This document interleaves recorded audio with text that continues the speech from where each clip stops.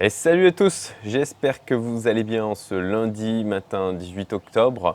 Là où je suis, là, il est 7h18, il fait plutôt beau, il fait chaud, vous voyez, je suis en t-shirt. J'avais un peu fait de teasing, je me suis expatrié donc à l'île Maurice et là je suis donc dans notre nouvelle maison, deuxième maison du coup, puisqu'on a gardé celle en France et que on reviendra aussi en France assez régulièrement, mais on va surtout vivre ici.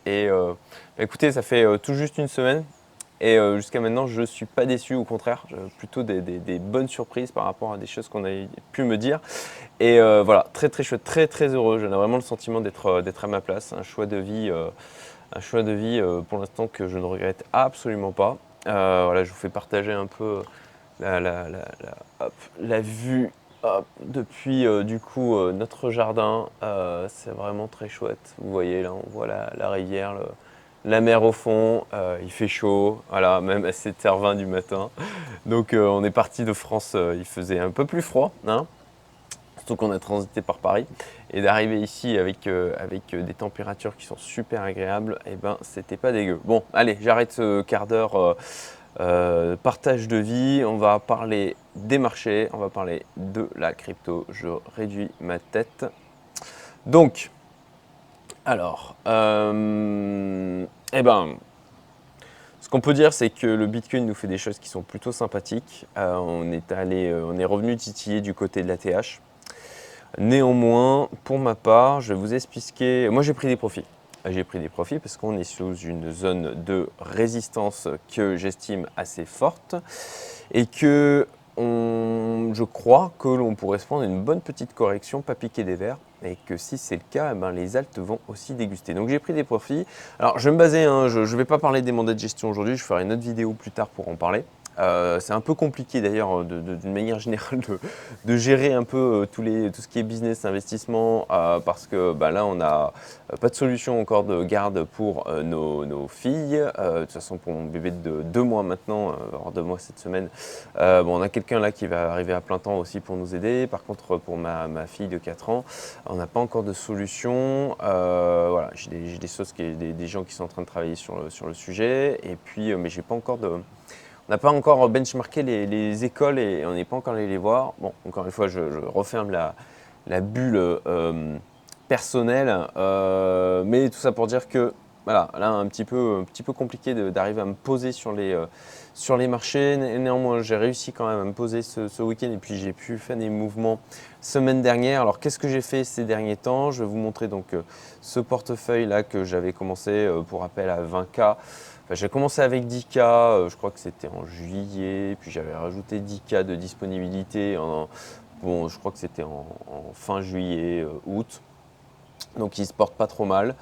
Donc j'ai pris des profits comme je vous l'ai dit, j'ai encore quelques positions ouvertes, mais je suis en fait en free risk là parce que la hauteur des positions ouvertes, voilà, ça fait dans les à peu près 6 ou on doit être à 7000 euros de positions ouvertes. J'ai commencé à 20K, donc au final là je pourrais me retrouver à zéro sur les positions ouvertes, je serais quasiment pas perdant. J'étais plus à l'aise de me positionner comme ça parce que, comme vous le voyez, on a eu quand même une belle montée haussière du Bitcoin sans correction importante de type moins 30%. Et je pense que on peut très bien en avoir une, même si d'une manière générale, on a quand même eu des news assez sympathiques, notamment sur les histoires des ETF. Mais vous connaissez un peu l'adage, hein, qui est simpliste. J'aime pas quand c'est trop simpliste comme ça. Acheter la rumeur, vendre la nouvelle.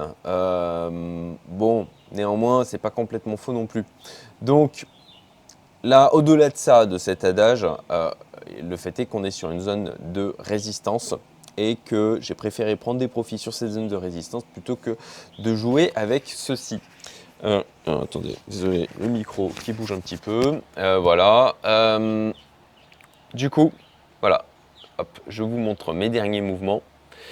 Les derniers mouvements faits sur voilà, septembre et octobre. Tac, voilà. Donc j'avais acheté en septembre au moment où on était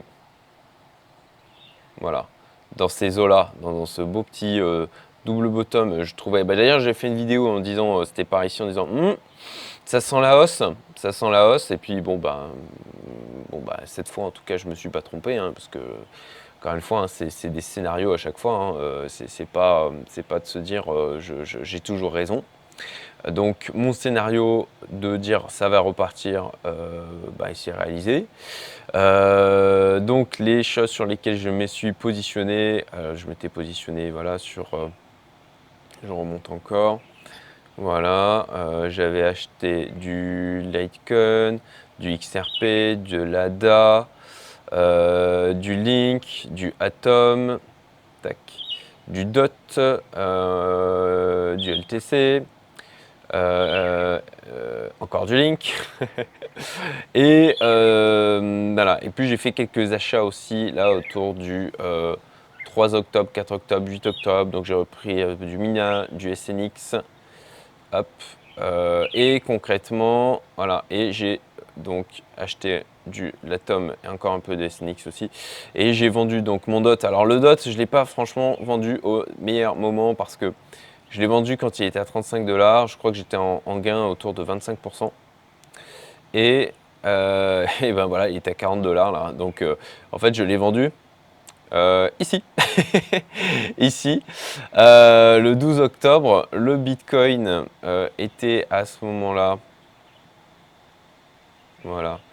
Était ici. Donc on était sur une zone de résistance aussi. Et bon voilà, j'ai vendu mon DOT. J'aurais pu encore avoir plus de gains. Mais vous savez ce que je vous dis à chaque fois, c'est de choper un morceau de viande sur la bête et pas d'essayer de la bouffer en entier. Donc bon, j'ai pris des gains, j'ai préféré tout vendre, j'ai pas voulu laisser courir. J'étais en tout cas plus à l'aise comme ça, et c'est ça aussi, tout ce qui est prise d'opposition, hein, c'était intéressant parce que dernièrement, j'ai Arnaud Gabouri de Diabolo qui est intervenu au sein de ma communauté. Merci à lui et salut à lui s'il regarde cette vidéo. Et c'était vraiment intéressant parce qu'il a 32 années d'expérience dans le trading et il expliquait que voilà, aujourd'hui c'est très orienté analyse technique. Et en fait, c'est vraiment pas que ça le trading. Il y a aussi un côté vraiment intuitif, il y a aussi un côté l'écoute de la psychologie des foules. C'est d'ailleurs Cédric Froment que je suis aussi depuis quelques années qui lui fonctionne beaucoup avec ce côté psychologie des foules à travers aussi l'analyse technique. Mais que voilà, le trading, c'est pas que de l'analyse technique, c'est pas que de la décision ultra pragmatique. Il y a aussi du gut feeling, vous sentez aussi le marché et d'être en adéquation avec avec ses prises de position, avec la manière, si on est à l'aise ou pas. Parce que si on n'est pas à l'aise avec quelque chose, on risque de faire des bêtises. Donc bon, voilà, je fais des choses avec lesquelles j'essaye de me sentir le plus à l'aise possible. Alors bien sûr, parfois, il faut prendre du risque et sortir de sa zone de confort, mais c'est jamais tout ou rien, hein. C'est vraiment une savante alchimie pas aller dans les extrêmes, quoi. C'est d'avoir un équilibre. C'est vraiment une savante alchimie d'équilibre pour pouvoir gérer un portefeuille, en fait, que ce soit en tant d'investissement qu'en trading, hein. Pour moi, la frontière est assez floue à ce niveau-là, mais bon. Donc, revenons là-dessus concrètement. Qu'est-ce que j'ai fait? Donc j'ai vendu, j'ai vendu mon DOT, j'ai vendu mon LTC, Litecoin, mon Link, mon ETH, même mon Bitcoin effectivement, et j'ai acheté un petit peu de ADA le 17 octobre. Et là j'ai mis pas mal de positions alors quelques positions, une position en vente, le XRP d'ailleurs qui n'est pas passé, le XRP a rebaissé. Je me t'ai dit j'allais grappiller un petit peu plus de performance et puis il a rebaissé. Néanmoins je pense que il y a moyen, vu la volatilité du XRP, qui revienne taper du côté des 16 $. De toute façon, je suis confortable. Encore une fois, les positions qui sont encore ouvertes là, je suis de toute manière en quasi free risk. Donc, encore une fois, hein, je suis du coup à l'aise avec ça. Donc, je suis en vente sur le XRP. Et puis, j'ai mis des ordres d'achat. Donc, Ethereum, Litecoin, AAV, Link, DOT, Waves. Alors que vous voyez du coup les prix sur lesquels je me suis positionné. Je ne vais pas les détailler un par un. Si vous avez besoin que vous faites une impression d'écran, vous regardez, ça sera plus simple. Vous mettez en pause la vidéo tout simplement. Voilà, plusieurs ordres d'achat au niveau du Bitcoin, 52 000, 54 000, 56 000. Voilà, mon scénario privilégié là, c'est une correction. C'est une correction. Néanmoins, si ce scénario-là est invalidé, qu'on ne se tape pas une correction ici, et ben, ce que je ferai, c'est pour ça que j'ai mis... alors déjà, si on se tape une correction, du coup j'ai mes ordres qui sont prêts. Et puis si on ne se tape pas une correction, ça veut dire que effectivement, s'il casse vraiment son ATH, ça sera plutôt bon signe d'une manière générale. Et à ce moment-là, je verrai pour me repositionner à l'achat. Mais je préfère là gérer mon risque. J'ai préféré prendre mes profits, limiter le drawdown au maximum sur mon portefeuille. Et voilà, accumuler du gain, ça a plutôt pas trop mal fonctionné ces derniers mois. Et d'une manière générale, depuis que j'investis. Donc voilà, je suis à l'aise avec ce positionnement. Si ça baisse, je recharge. Et puis si ça casse son ATH et que ça continue à monter, et à ce moment-là, je me positionnerai pour profiter de cette hausse. Voilà, d'ailleurs là-dessus, c'est pas parce qu'on va casser la TH et que même on va continuer dessus qu'on peut pas recorriger et aller chercher sous la TH. Donc vraiment, si on casse la TH, je verrai ce que je ferai, je patienterai, je ne sauterai pas sur les achats. Voilà, écoutez, j'espère que ça vous sera utile. Je vous souhaite une excellente journée et puis je vous dis à très bientôt pour de futures vidéos. Notamment la prochaine vidéo, alors on parlera pas de trading, on parlera de plutôt développement personnel et d'éducation. Alors je sais que je parle beaucoup de crypto parce que c'est sujet chaud du moment depuis maintenant un an, même un peu plus, mais je ne parle pas que de ça, je parle aussi d'entrepreneuriat. Et puis donc la prochaine vidéo, ça parlera à la fois d'entrepreneuriat, de développement personnel et d'éducation. Et oui, quand on s'intéresse à mon sens au développement personnel, l'éducation, et qu'on a des enfants, l'éducation forcément c'est lié à ce sujet.